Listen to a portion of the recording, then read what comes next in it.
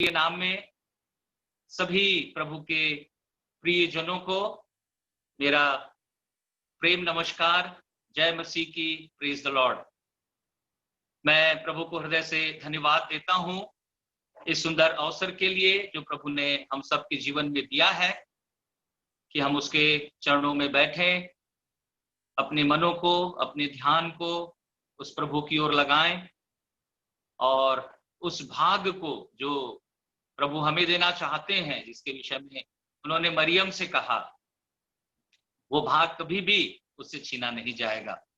वो हमारा भाग बना रहे। उस भाग के आनंद में हम निरंतर आगे बढ़ने पाए। मैं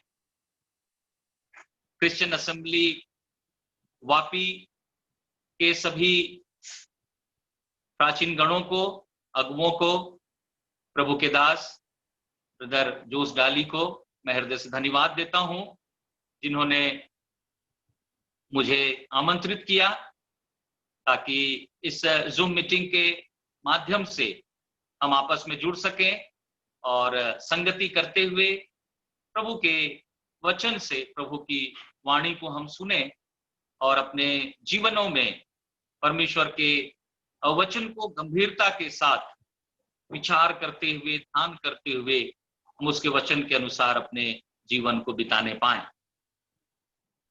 मेरे प्रियो,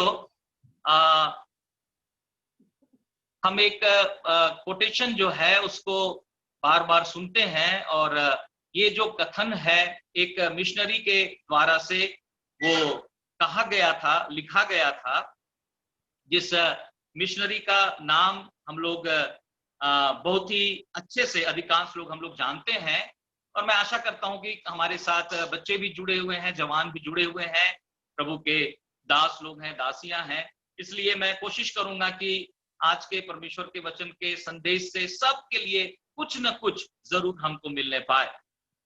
मेरे प्रियो, इस मिशनरी का नाम हम सब बहुत ही अच्छे से जानते हैं, जिम एलियट।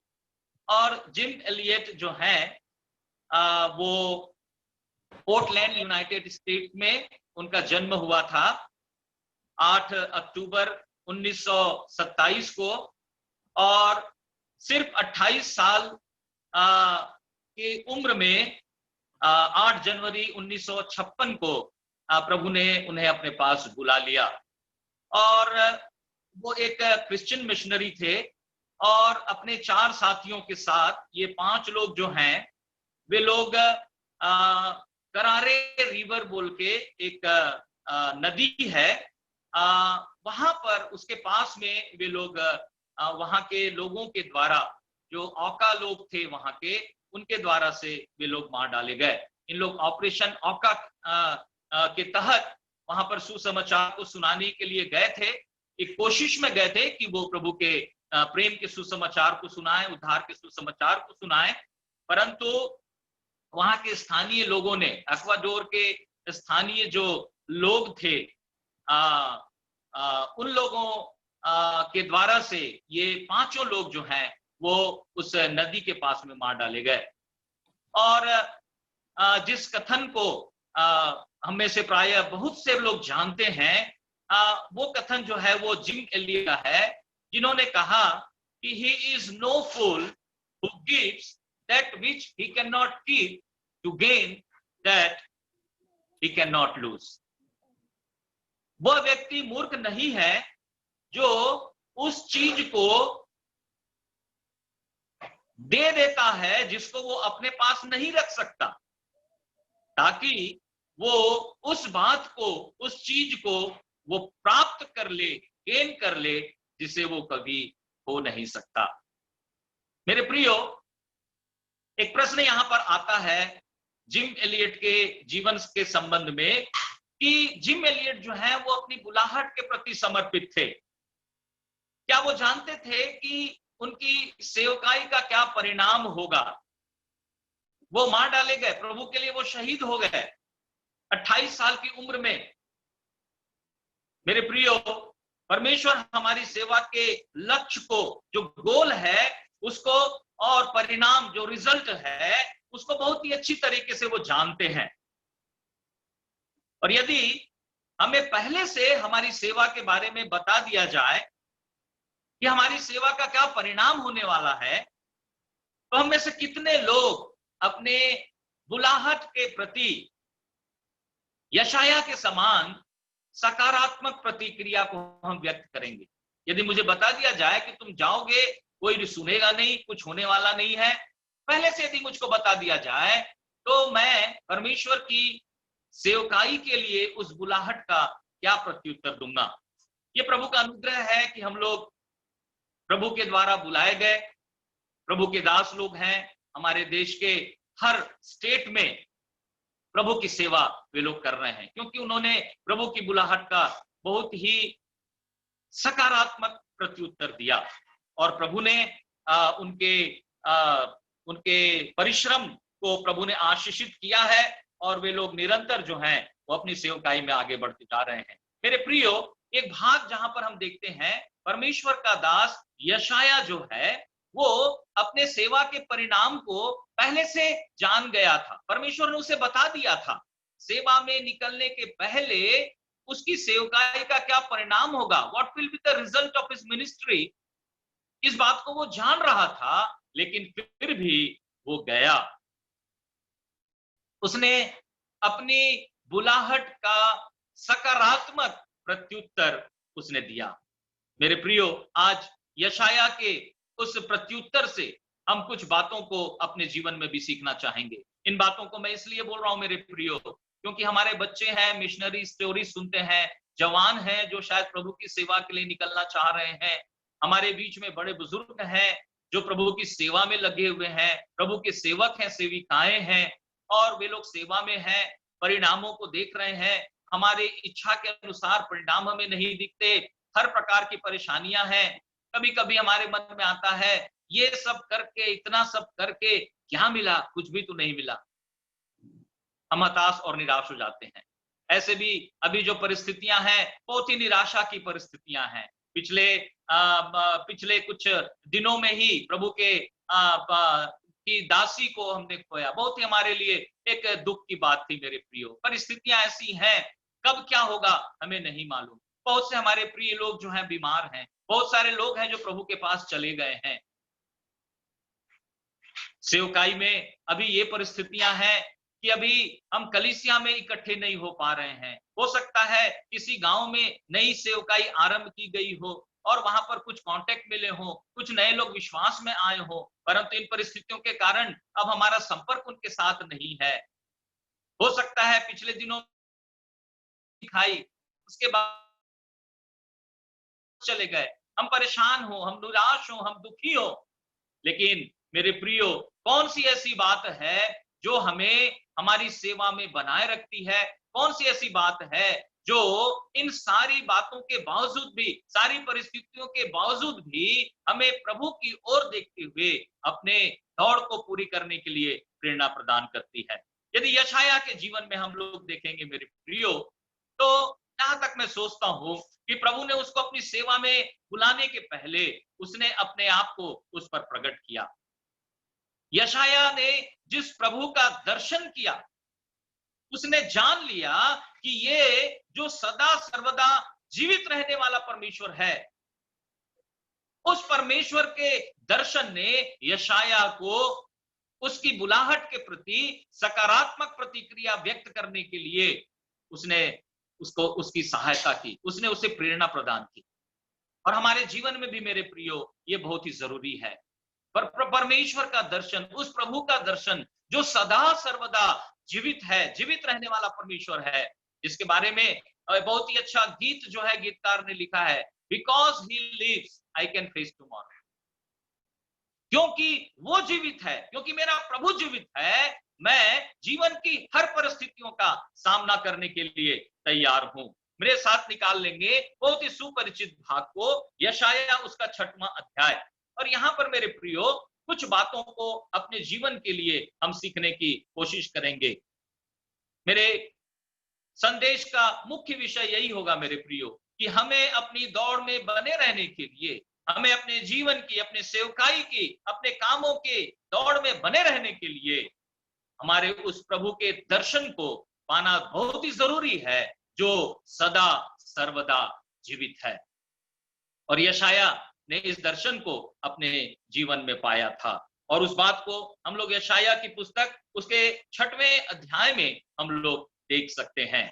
मेरे प्रियो, यहाँ पर जो मैंने रूपरेखा इस संदेश की बनाई है, इसमें कुछ पॉइंट्स हैं। उस पॉइंट्स को यदि आप लोग चाहें तो आप लोग लिख भी सकते हैं, और शायद ये रिकॉर्ड हो रहा है तो आप लोग नहीं भी लिख पाएंगे तो कोई बात नहीं, फिर से आप लोग लॉग इन करके आप लोग इस बात को सुन सकते हैं। इस भाग में हम यशाया की बुलाहट बोल के हिंदी बाइबल में हम लोग देखते हैं, सेवा के लिए यशाया की बुलाहट। और यहां पर सबसे पहले उस बुलाहट के समय में परमेश्वर के दर्शन को पाते हुए हम यशाया को देख सकते हैं।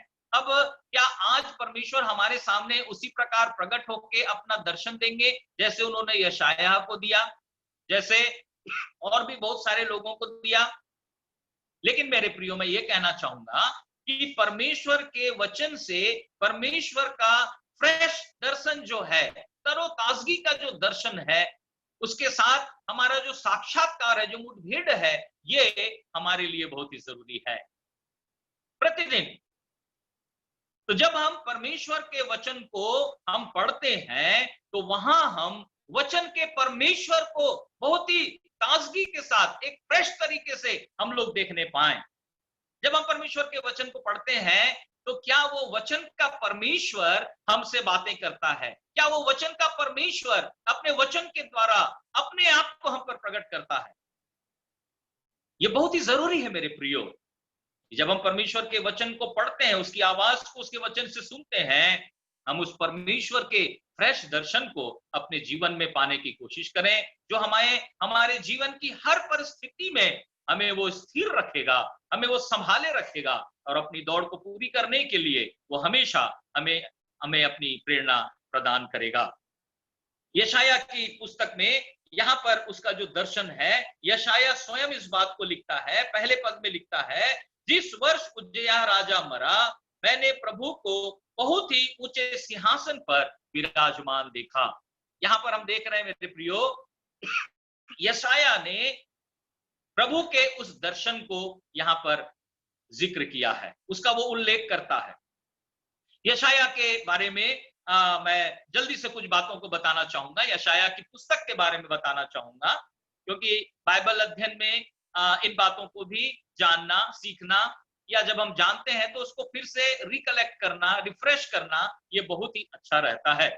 और यशाया के नाम का जो अर्थ है वो है याहवे इज साल्वेशन, यहोवा उद्धार है। और मुख्य रूप से इस पुस्तक को हम दो भागों में बांट सकते हैं। मुख्य रूप से कुछ बाइबल के जो स्कॉलर्स हैं वे लोग यशाया की पुस्तक को मिनिएचर बाइबल या एक लघु बाइबल कहते हैं। उसके दो मुख्य कारण हो सकते हैं। एक तो इसमें 66 अध्याय हैं, और जब इनको हम दो भागों में बांटते हैं तो जैसे बाइबल को हम दो भागों में, पुराना नियम और नया नियम में बांटते हैं, वैसे ही यशाया की पुस्तक को भी हम इन 66 अध्यायों को दो भागों में बांट सकते हैं। जैसे कि पुराना नियम में 39 किताबें हैं, यशाया का जो पहला भाग है वो 39 अध्याय का है, जो विशेष रूप से न्याय के विषय में, परमेश्वर के न्याय के विषय में बताता है। और उसके बाद जो दूसरा भाग है 40 से लेकर 66 पद तक, जो 27 अध्याय हैं, जैसे कि नया नियम में 27 पुस्तकें हैं, वैसे ही वो उद्धार के विषय में, उद्धारकर्ता के विषय में, छुटकारा देने वाले के विषय में ये अध्याय बताते हैं।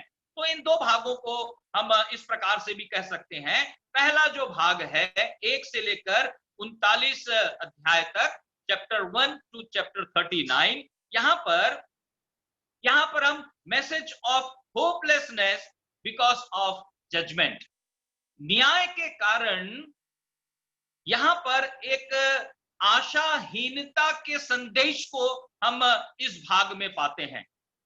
क्योंकि न्याय परमेश्वर का न्याय, लोगों पर न्याय, राष्ट्रों पर न्याय, यहूदा और इज़राइल पर न्याय, इनके विषय में हम देखते हैं। दूसरा जो भाग है वो बहुत ही अच्छा मैसेज देता है। यहाँ पर हम मसीहा के बारे में उस संदेश को देखते हैं और इसको हम 40 से लेकर 66 अध्याय तक जो खंड है उसमें हम देख सकते हैं कि मैसेज ऑफ होप, पहले हमने देखा है पहले भाग में मैसेज ऑफ होपलेसनेस, दूसरे भाग में हम message of hope because of Messiah, मसीह के कारण एक आशा के संदेश को हम देख सकते हैं।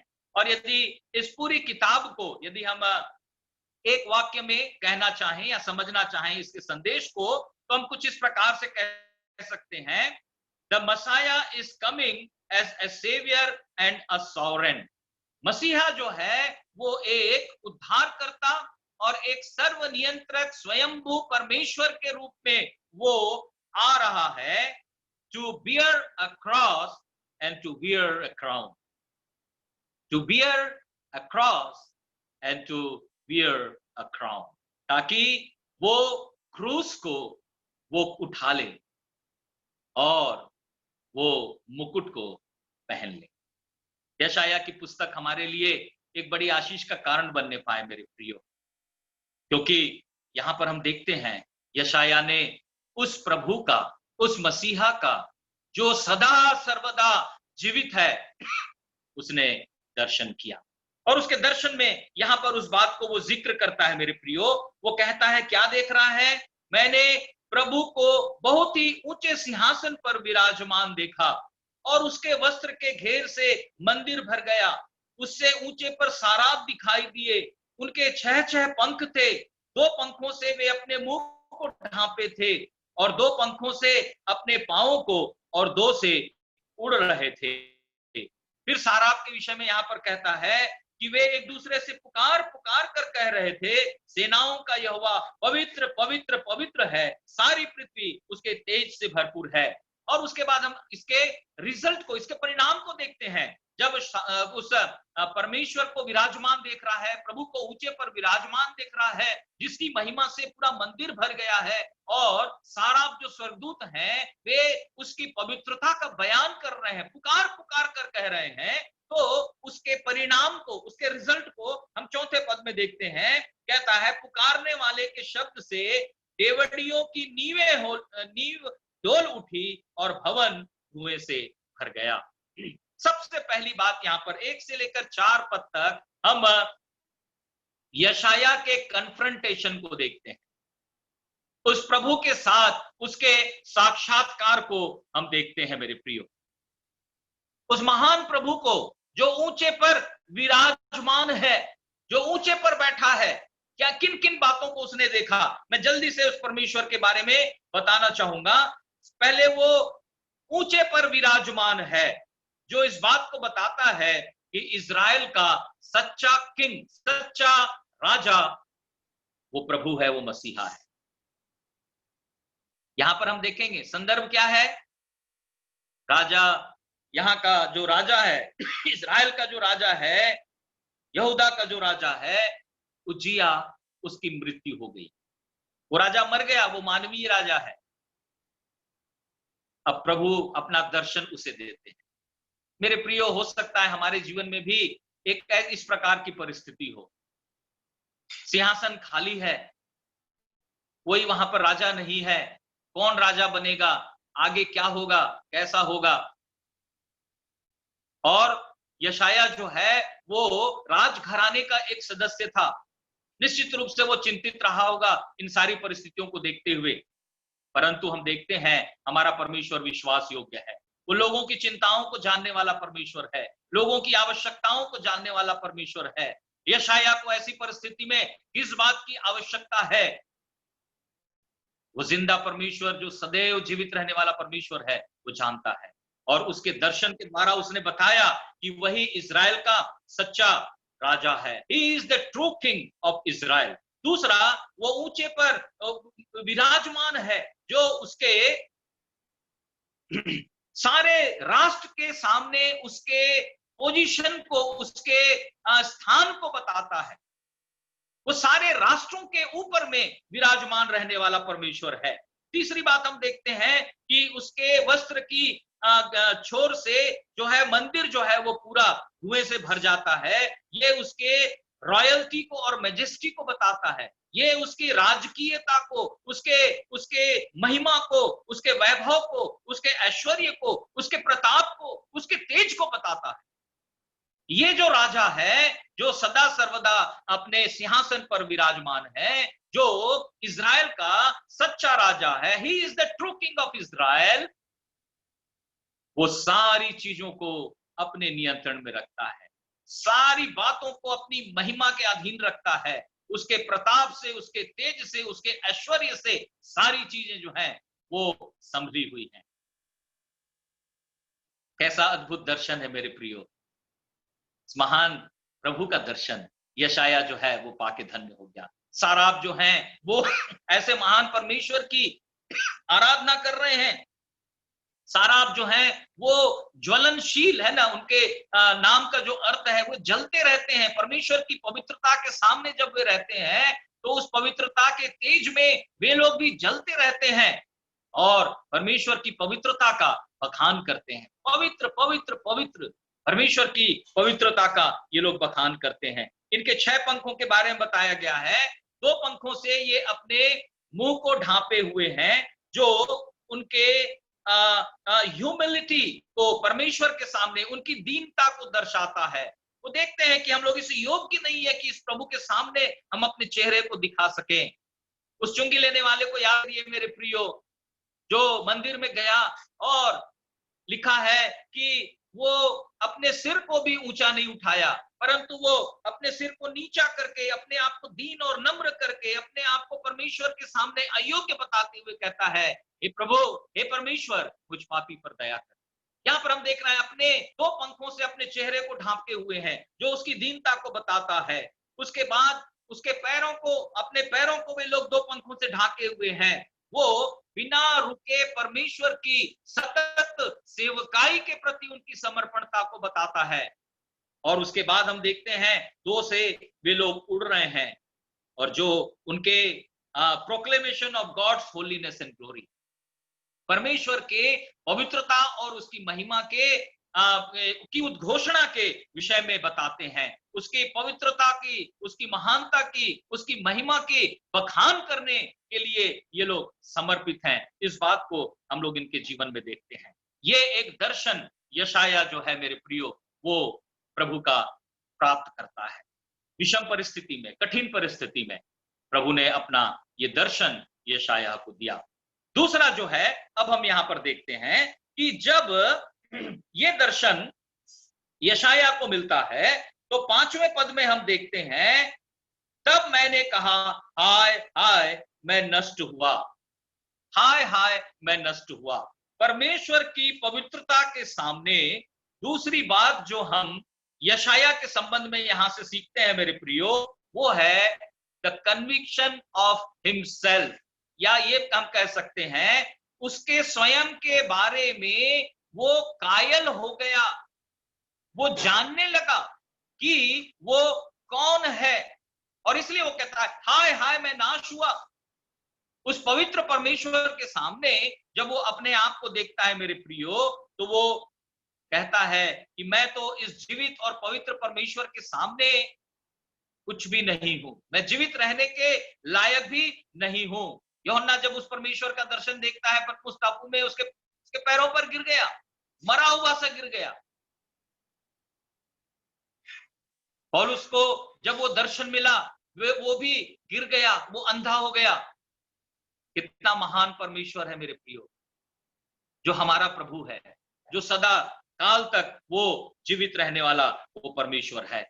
और इस दर्शन को पाने के बाद दूसरी बात हम यशाया के जीवन में देखते हैं, एक कन्विक्शन आता है अपने जीवन के प्रति, अपने अपने पाप में स्वभाव के प्रति आता है। लूका रचित सुसमाचार 5वें अध्याय में वहां पर एक बुलाहट के बारे में हम देखते हैं। जब प्रभु यीशु मसीह ने पतरस को बुलाया था और जब पतरस ने उस प्रभु की महानता को देखा, उसके चरणों में गिर गया और कहता है, हे प्रभु तू मेरे पास से चला जा, क्योंकि मैं पापी मनुष्य। एक कन्विक्शन मेरे प्रियो, परमेश्वर का दर्शन हमारे जीवन में हमारी वास्तविक स्थिति, वास्तविक अवस्था के संबंध में हमें कायल करना बहुत ही जरूरी है। और इसलिए बाइबल के परमेश्वर का प्रतिदिन प्रतिदिन एक तरोताजगी के साथ दर्शन करना जरूरी है, तो हम समझ पाते हैं कि वो कितना महान है और उसके सामने हम कौन हैं। और जब उसके मन में ये कन्विक्शन आता है तो आगे हम देखते हैं वो क्या कह रहा है।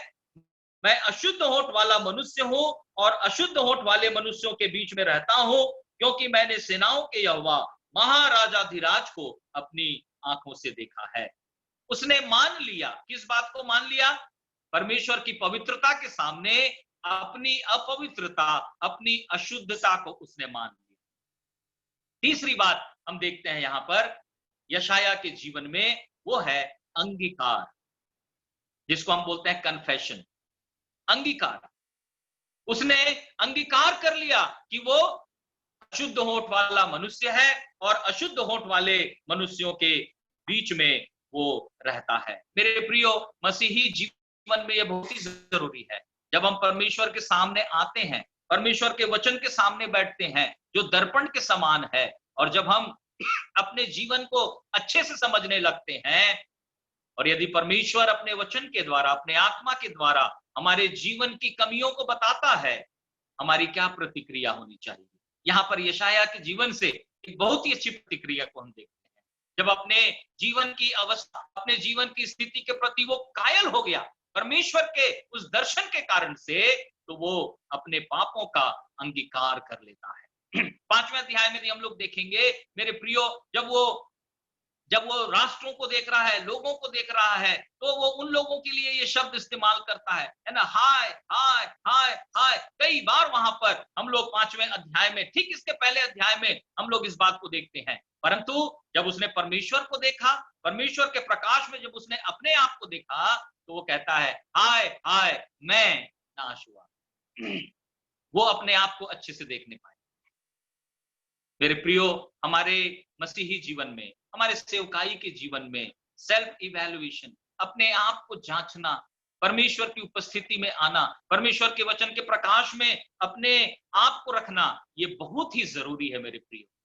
और जब हम ऐसा करते हैं और परमेश्वर का आत्मा हमें कायल करता है, तो जो काम यशाया ने किया, बहुत ही अच्छा उदाहरण हमारे सामने यशाया ने प्रस्तुत किया।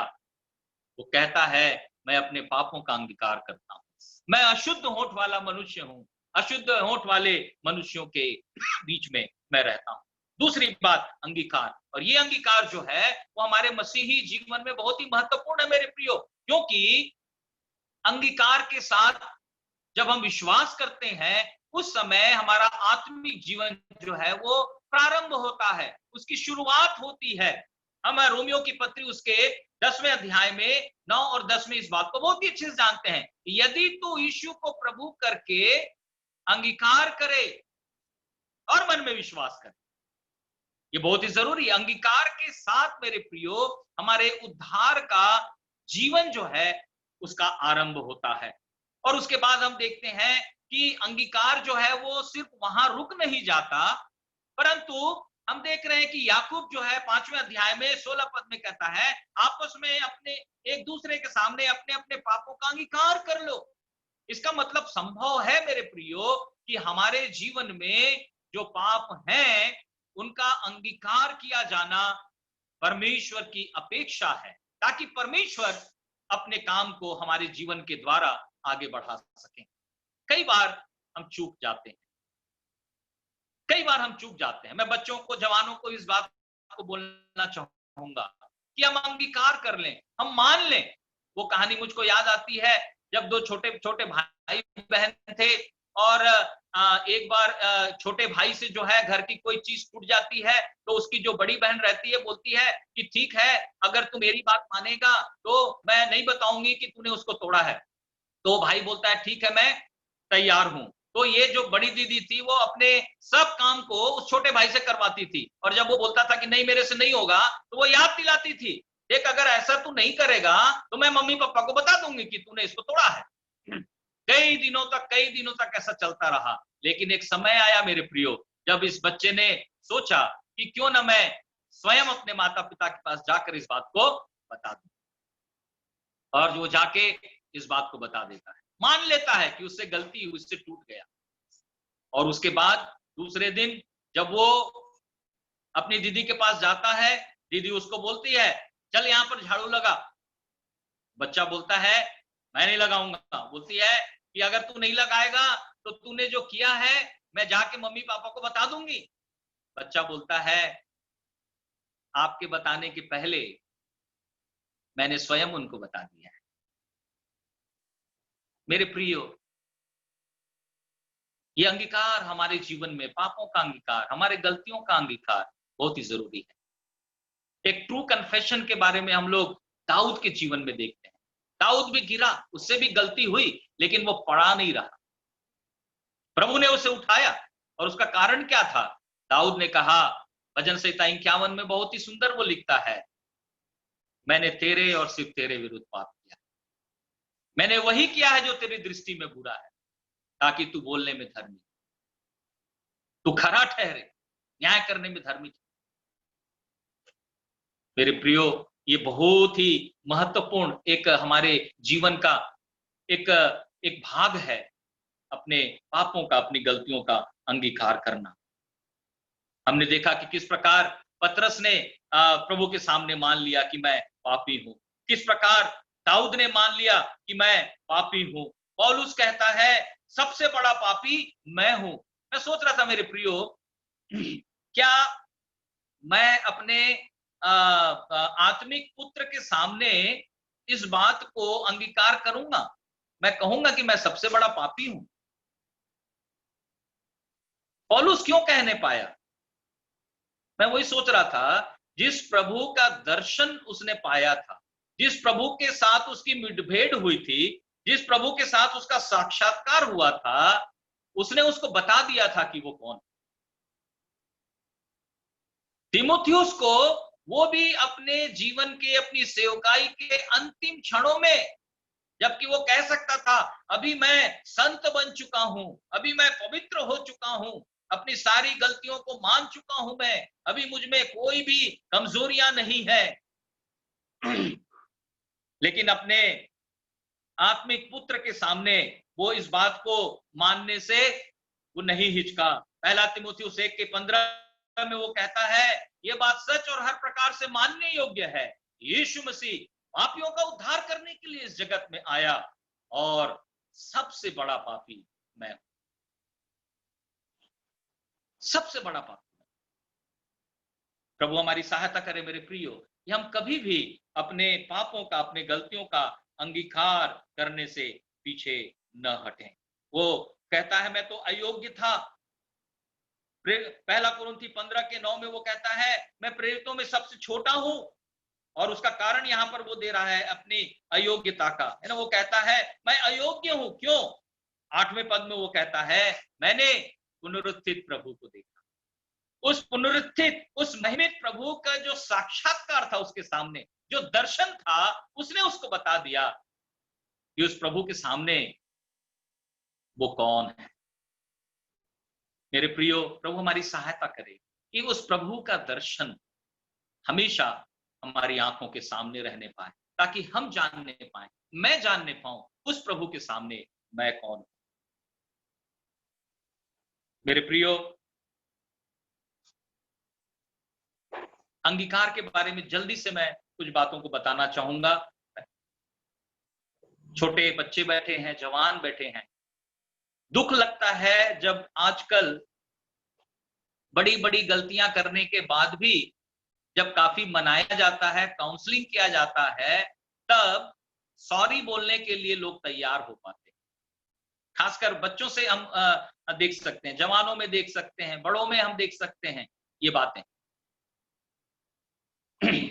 और कई बार जब बच्चों को हम कहते हैं, घर में अगर बच्चे, छोटे बच्चे अगर लड़ रहे हैं, उनको बोलते हैं ना, किसी ने किसी को मार दिया, पता चला, मम्मी पापा को तो बुलाएंगे, बोलेंगे आप सॉरी बोलो।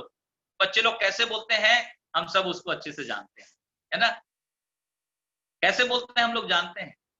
सॉरी बोलते हैं, सिर्फ शब्द का है, लेकिन बिल्कुल नहीं दिखती कोई सौरो है, कोई दुख है। लेकिन परमेश्वर सच्चे अंगीकार को वो चाहता है, ट्रू कन्फेशन को वो चाहता है मेरे। और यहां पर 4 बातों को जल्दी से मैं बताना चाहूंगा अंगीकार के बारे में। सबसे पहली बात है एक्सेप्ट इट, अपने पाप को, अपनी गलतियों को हमको स्वीकार कर लेना है। हां, मैंने ऐसा किया है, उसको मान लेना है। दूसरा, पाप के प्रति खेद या घृणा, नफरत को व्यक्त करना है। मुझसे बहुत ही वो गलत काम, वो गंदा काम हो गया, मुझको ऐसे नहीं करना था। क्यों? क्योंकि अब पाप को मैं अपने दृष्टिकोण से नहीं परंतु परमेश्वर के दृष्टिकोण से देख रहा हूं, जो पवित्र है, जो पाप से बिल्कुल भी समझौता नहीं करता। हम सबको इस बात को जानना बहुत ही जरूरी है मेरे प्रियो, कि पाप को परमेश्वर कैसे देखता है।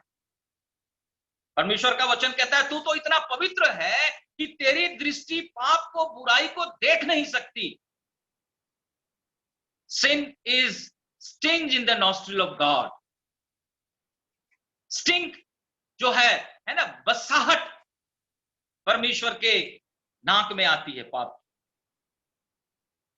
पाप जो है मेरे प्रियो, चाहे छोटा हो चाहे बड़ा हो, परमेश्वर की दृष्टि में पाप पाप है।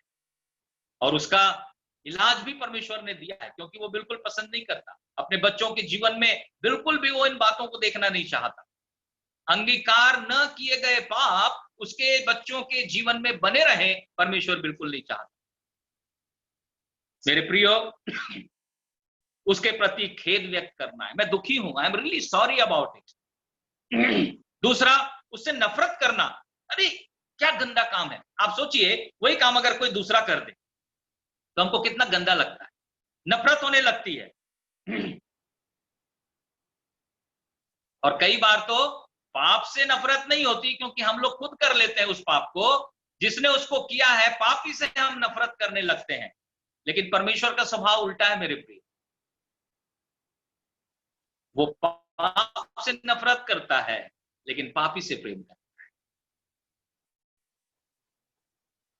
पाप के प्रति खेद व्यक्त करना, पाप के प्रति घृणा व्यक्त करना, नफरत करना, ये बहुत ही जरूरी है। अय्यूब उसके 42 के 5वें और 6वें पद में हम अय्यूब के उस खेद को हम देखते हैं, किस प्रकार जिसको उसने परमेश्वर के विषय में सोचा या परमेश्वर के विषय में कहा, अपने मित्रों के विषय में कहा, उन सारी बातों के प्रति वो खेद व्यक्त करता है, अपने दुख को वो प्रकट करता है।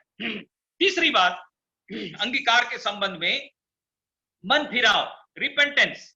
रिपेंटेंस हम लोग जानते हैं, हमारे बच्चे जवान जो हैं वो लोग स्काउट गाइड एनसीसी है ना, उन लोग लेते हैं। और जब भी उन लोगों का परेड होता रहता है तो उन लोग जब चलते रहेंगे तो उस समय उनको कहा जाता है पीछे मुड़, है ना। तो कैसे उन लोग मुड़ते हैं? बिल्कुल राइट अबाउट टर्न ले लेते हैं। जिस दिशा में जा रहे थे वहां से बिल्कुल उल्टा, जिस दिशा में उनका मुख था, उनका चेहरा था, अब उनका पीठ हो चुका है उस दिशा में, क्योंकि उस दिशा से उन्होंने अपने आप को पलटा लिया है। तो जब हम ऐसा करते हैं मेरे प्रियो, तो हमारे लिए जरूरी है कि हम क्या करें, बिल्कुल हम लोग एक नई दिशा, उसके विपरीत दिशा को हम लोग ले लें। उड़ाऊ पुत्र के दृष्टांत में इस बात को हम लोग देख सकते हैं।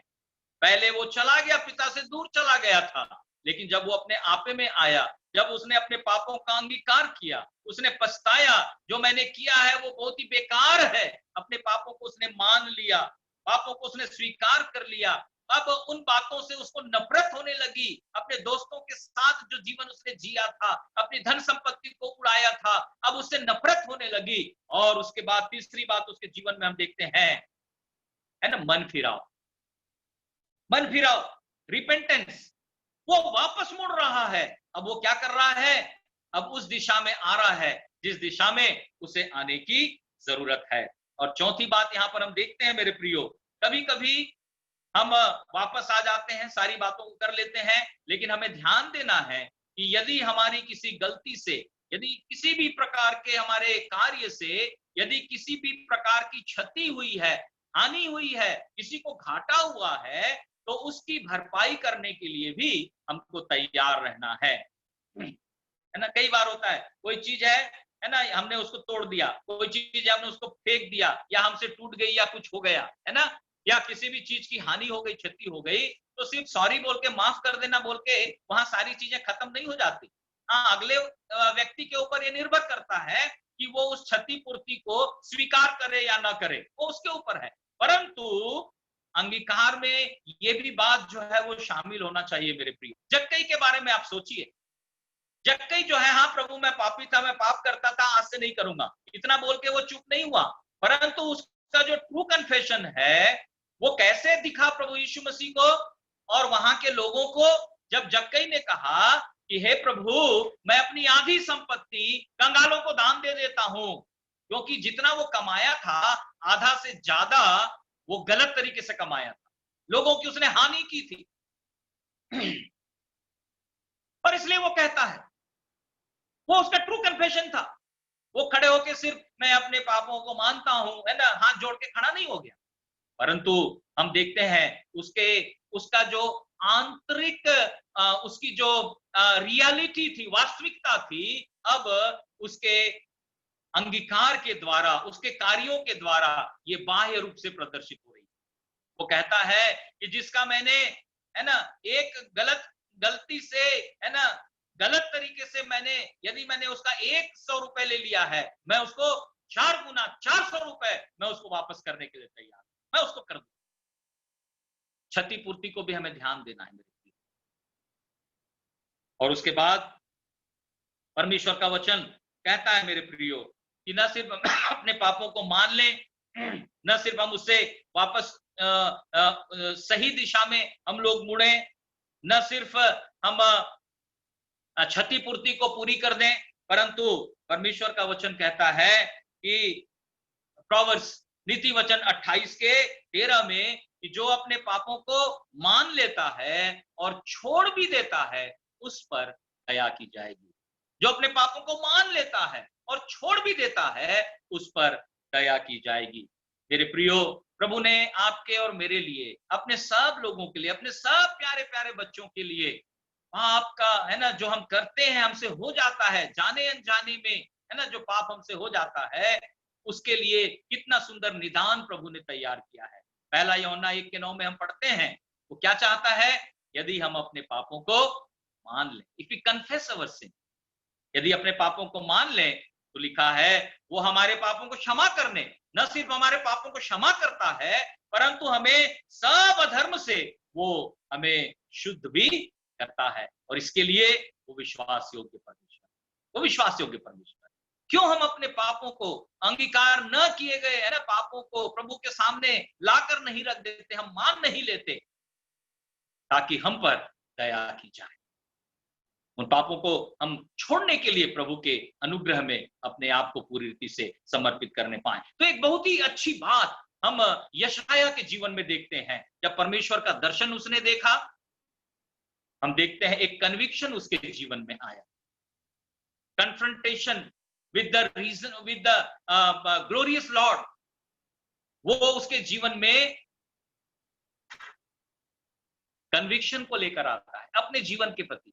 और जब कन्विक्शन उसके जीवन में आता है तो वो देरी नहीं करता है, वो क्या करता है, तुरंत कन्फेशन उसके जीवन में हमको देखने को मिलता है। वो कन्फेस कर लेता है, और जब वो अपने पाप को कन्फेस कर लेता है तो परमेश्वर अपनी प्रतिज्ञा के अनुसार अपने कार्य को शुरू करता है। चौथी बात यहां पर हम देखते हैं मेरे प्रियो कि जब उसने अपने पापों को मान लिया, छठवें पद में देखिए, है ना, छठवें पद में यहां पर हम चौथी बात को देखेंगे, लिखा है तब। ये शब्द मुझको बहुत ही अच्छा लगता है, तब। छठवें पद की शुरुआती शब्द से हो रही है देन, इसका मतलब पहले कुछ होना जरूरी है। परमेश्वर भी अपने कार्य को हमारे जीवन में और हमारे जीवन के द्वारा करने के लिए वो रुकते हैं, ताकि हम जब अपनी जिम्मेदारी को पूरी करें तो परमेश्वर अपने कार्य को हमारे जीवन के द्वारा आगे बढ़ाए। तब क्या हुआ, तब परमेश्वर के काम को हम देख रहे हैं। जब यशाया ने अपने काम को किया, अपनी जिम्मेदारी को उसने पूरी की, उसने अंगीकार किया, उसने मान लिया, तब आगे हम देख रहे हैं परमेश्वर अपने काम को शुरू करते हैं। एक सारा हाथ में अंगारा लिए हुए, जिसे उसने चिमटे से वेदी पर से उठा लिया था, मेरे पास उड़कर आया।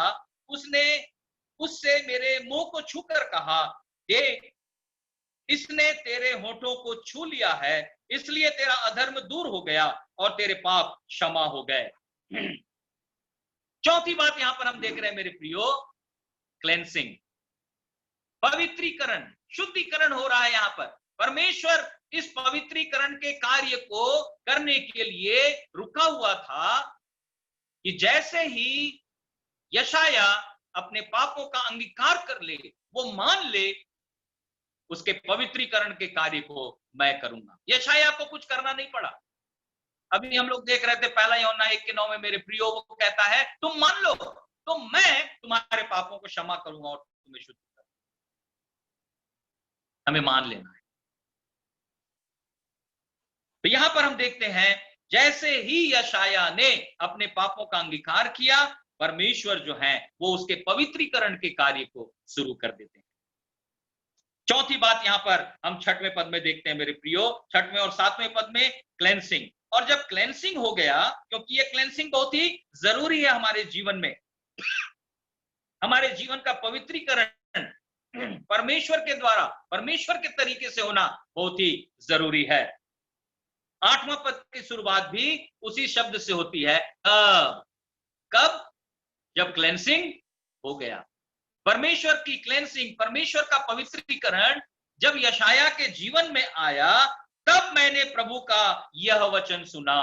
मेरे प्रियो, हम अपने जीवन को जांच नहीं पाए, मैं अपने जीवन को जांच नहीं पाऊं, क्या मैं प्रभु के वचन को सुन रहा हूं? क्या मैं उसकी आवाज को सुन रहा हूं? क्या प्रभु मुझसे बातें कर रहे हैं? यदि नहीं, तो मुझको जांचने की जरूरत है कि मेरे जीवन में कोई ऐसे पाप तो नहीं है, कोई ऐसी बात तो नहीं है जो प्रभु की दृष्टि में उचित नहीं है, प्रभु की दृष्टि में ग्रहण योग्य नहीं है, उसको स्वीकार्य नहीं है। क्योंकि यहां पर हम देखते हैं कि जब इसका पवित्रीकरण हुआ, तब उसने परमेश्वर के वचन को सुना। और क्या सुनता है यहां पर हम देख रहे हैं मेरे प्रियो, प्रभु का यह वचन सुना, मैं किसको भेजूं और हमारी ओर से कौन जाएगा। 5वीं बात यहां पर हम देखते हैं, कौन जाएगा, बुलाहट है। क्या हमारे अंगीकार न किए गए पाप हमारे लिए परमेश्वर की बुलाहट को सुनने के लिए बाधा तो नहीं बने? कई जमानों से मैं सुनता हूं, प्रभु मुझको कब बुलाएंगे, है ना, प्रभु की बुलाहट को मैं कैसे जानूं, प्रभु की बुलाहट मेरे जीवन में कैसे आएगी। बहुत सारे प्रश्न रहते हैं मेरे प्रिय।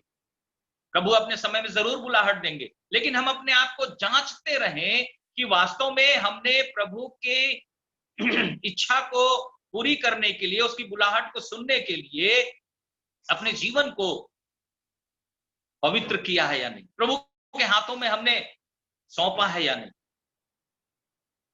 और यहां पर हम देखते हैं पवित्रीकरण के बाद से बुलाहट। 5वीं बात जो है वो हम कॉल को देखते हैं। परमेश्वर यहां पर कह रहे हैं, है ना, हमारी ओर से कौन जाएगा, मैं किसको भेजूं।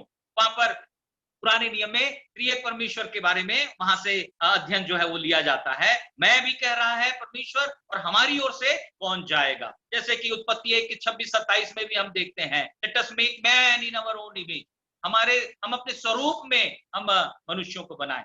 तो ये जो है वो परमेश्वर के अस्तित्व के बारे में, जो एक त्रिएक परमेश्वर के विषय में बताता है, परमेश्वर का वचन हम देख सकते हैं। लेकिन त्रिएक परमेश्वर का स्पष्ट प्रकटीकरण हम नए नियम में देखते हैं, जब परमेश्वर पिता, परमेश्वर पुत्र और परमेश्वर पवित्र आत्मा, तीनों को हम एक ही जगह हम उपस्थित देखते हैं। एक जगह बस बताना चाहूंगा मैं, प्रभु यीशु मसीह के बपतिस्मा के समय, जब प्रभु यीशु मसीह जो परमेश्वर पुत्र है, जब वो बपतिस्मा लेकर जल से निकला, तब आकाश से आकाशवाणी हुई, यह मेरा प्रिय पुत्र है। इसका मतलब परमेश्वर पिता पवित्र आत्मा को कबूतर की नाई उतरते हुए देखा। पवित्र आत्मा जो है कबूतर की नाई उतर के परमेश्वर पुत्र पर ठहर गया। मेरे प्रियो, कई प्रकार की शिक्षाएं हैं। कई लोग बोलते हैं पुराने नियम में पिता था, फिर यीशु मसीह बन के आया, फिर वो जिंदा होकर स्वर्ग में गया और पवित्र आत्मा बन के आया। नहीं, उन लोग ये कह रहे हैं कि एक समय में एक ही जन का अस्तित्व जो है वो संभव है, लेकिन बाइबल ऐसा नहीं सिखाती है। बाइबल बताती है कि परमेश्वर पिता, परमेश्वर पुत्र, परमेश्वर पवित्र आत्मा अनादि काल से अनंत काल तक एक साथ हैं, बिना किसी ईश्वरीय गुण के हाश या खोए बिना ये लोग एक साथ हैं और एक साथ रहेंगे। बहुत ही सरल वचन जो है यूहन्ना 1 के 2 में हम देखते हैं। यूहन्ना 1 और 2 में, आदि में वचन था और वचन परमेश्वर के साथ था और वचन परमेश्वर था। आदि में जो परमेश्वर था उसके साथ में वचन भी था, जो उस देहधारी वचन प्रभु यीशु मसीह को बताता है। ठीक है, तो परमेश्वर के बारे में एक ज्ञान का होना, सच्चे ज्ञान का जो परमेश्वर के वचन से हम पाते हैं, यह भी हमारे लिए बहुत जरूरी है, उस सच्चे परमेश्वर को जानना। तो चौथी बात हमने देखा मेरे प्रियो कि जब उसका शुद्धिकरण होता है तो पांचवी बात उसकी बुलाहट को वो सुन पाता है, और उस बुलाहट के प्रति हम उसके कमिटमेंट को देखते हैं। वो क्या कह रहा है यहां पर? वो कहता है, तब मैंने कहा मैं यहां हूं, मुझे भेज। ये उसका कमिटमेंट है, ये उसकी समर्पणता है मेरे प्रियो। बुलाहट तो हो गई, लेकिन कमिटमेंट जरूरी है। परमेश्वर के कॉल का एक सही प्रत्युत्तर जो है, एक सही प्रतिक्रिया, वो अपने कमिटमेंट के साथ, अपनी समर्पणता के साथ वो व्यक्त करता है। और जब उसकी समर्पणता को परमेश्वर देखते हैं तो आगे यहां पर हम देखते हैं मेरे प्रियो, 9वें पद में लिखा है, उसने कहा जा। 9वें पद में हम क्या देख रहे हैं? कमीशन, जा। प्रभु यीशु मसीह, परमेश्वर ने उसे बस ये नहीं कर दिया कि हाँ ठीक है तू पवित्र हो गया अब तू जा, नहीं। वहां पर देखते हैं कि जब उसने अपने आप को समर्पित किया तब प्रभु कहते हैं जा। कमीशन, ये शब्द जो है मेरे प्रियो, वो खासकर हम डिफेंस वगैरह है ना, आर्मी में है, नेवी है, इसमें हम लोग देखते हैं कि जब एनडीए के प्रशिक्षण के बाद है ना, या एसएससी के प्रशिक्षण के बाद, सीडीएस के प्रशिक्षण के बाद जब सैनिक तैयार हो जाते हैं, तब उन लोगों का एक समय रहता है, ग्रेजुएशन जैसे होता है, कमीशनिंग के लिए, और उनको भेजा जाता है उस सेवकाई के लिए। परमेश्वर जो है वो यहां पर यशायाह को कहते हैं जा, एक आदेश दे रहे हैं। और उस आदेश को लेकर जब वो जाता है मेरे प्रियो, तो हम देखते हैं जिस बात से मैंने शुरुआत की थी उस बात को यहां पर हम देखते हैं। वो क्या परमेश्वर कह रहे हैं? इन लोगों से सुनते ही रहो परंतु न समझो, देखते ही रहो परंतु न बुझो। तू इन लोगों के मन को मोटा और उनके कानों को भारी कर और उनकी आंखों को बंद कर, ऐसा न हो कि वे आंखों से देखें और कानों से सुने और मन से बुझें और मन फिराएं और चंगा हो जाएं। 11वें पद में पूछता है, तब मैंने पूछा हे प्रभु कब तक? उसने कहा जब तक नगर न उजड़े और उनमें कोई रह न जाए और घर में कोई मनुष्य न रह जाए और देश उजाड़ और सुनसान हो जाए। तो बहुत सारी बातें यहाँ पर बचा है। 13 पद में वो कहता है, चाहे उसके निवासियों का 10वां अंश भी रह जाए तो भी वह नष्ट किया जाएगा। उसको बता रहा है परमेश्वर कि तू जाएगा, लोग सुनेंगे नहीं, वो नगर उजाड़ हो जाएगा, सिर्फ 10% लोग वहां पर बचे रहेंगे। मेरे प्रियो, शायद मैं रहता तो बोलता, प्रभु जब ये सब होने वाला है तो काहे तो मुझको भेज रहा है, मैं क्यों जाऊंगा सेवा के लिए?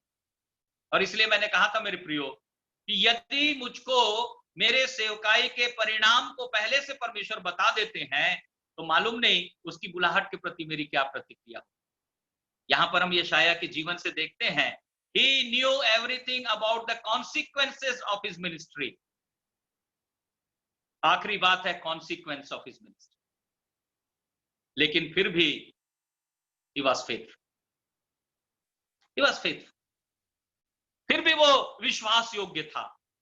मदर टेरेसा ने बहुत ही अच्छा एक छोटा सा वाक्य कहा है, मैं हमेशा उसको याद करता हूं, we are not called to be successful but to be faithful। सफलता हमारे सामने मिलेगी या नहीं मिलेगी, दिखेगी या नहीं दिखेगी, हम सफल होंगे या नहीं होंगे, ये हमारे हाथ में नहीं है मेरे प्रिय। लेकिन परमेश्वर ने हमें उसके प्रति विश्वास योग्य बने रहने के लिए उसने हमें बुलाया है, विश्वास योग्य बने रहने के लिए उसने हमें बुलाया है। मेरे प्रियो, एक बहुत ही अच्छा उदाहरण मैं आप लोगों के सामने रख के आज के वचन को मैं समाप्त करना चाहूंगा। हम सब जानते हैं 22 जनवरी 1999 को उड़ीसा में एक ऑस्ट्रेलियन मिशनरी ग्राहम स्टेन्स, जो अपने परिवार के साथ वहां पर कोढ़ियों के बीच में सेवा करते थे, प्रभु के प्रेम को पहुंचाया करते थे, उन्हें उनके 2 बेटे फिलिप और तिमोथी, जो 10 और 7 साल के थे, उनकी गाड़ी के अंदर में उन्हें जलाकर मार दिया गया। बहुत ही भयानक परिस्थिति। कुछ दिनों के बाद जब वहां पर प्रभु के लोग मिलने के लिए गए, मिसेस ग्लैडिस स्टेन से, उनकी बेटी एस्तर भी साथ में थी, तो उन्होंने पूछा कि इस परिस्थिति का कैसे आपने सामना किया और आने वाले भविष्य का सामना आप कैसे करेंगे।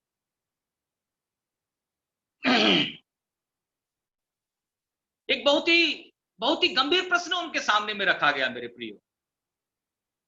और मिसेस ग्लैडिस स्टेन ने क्या कहा? Because he lives I can face tomorrow. Because he lives, I can face tomorrow. हमारे जीवन में आने वाली परिस्थितियों का सामना, जो सदा जीवित रहने वाला परमेश्वर है, जो पुनरुत्थित और महिमित परमेश्वर है, जो इज़राइल का सच्चा राजा है, जो सिंहासन पर, ऊंचे सिंहासन पर हमेशा विराजमान है, उसका दर्शन हमारे जीवन की हर परिस्थिति में हमें संभाले रहेगा, हमें थामे रहेगा, हमें प्रेरणा देगा, ताकि हम अपने जीवन की, अपनी सेवकाई की दौड़ को उसकी महिमा के लिए पूरी करने पाए। सारी महिमा उस परमेश्वर को मिले। फिर से आप सभी को बहुत बहुत धन्यवाद। सभी को जय मसीह।